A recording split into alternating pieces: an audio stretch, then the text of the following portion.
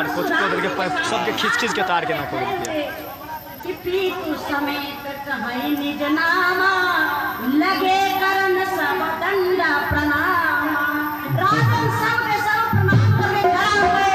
कहा कि महाराज मैं फेसबुक पर आगा पछा दोनों भा जाए अब वीडियो पर नहीं होए प्रणाम करना है आगा करबे तो आगे हेते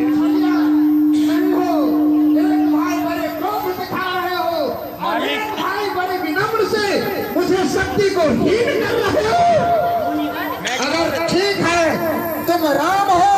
तो मेरे इस गांडीव धनुष को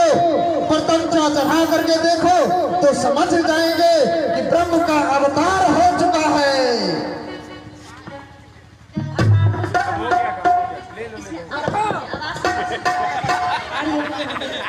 इसमें आवाज दिया आवाज बनाइए भाई परशुराम लेटर जी आप लोग हंसी मत आवाज में देखिए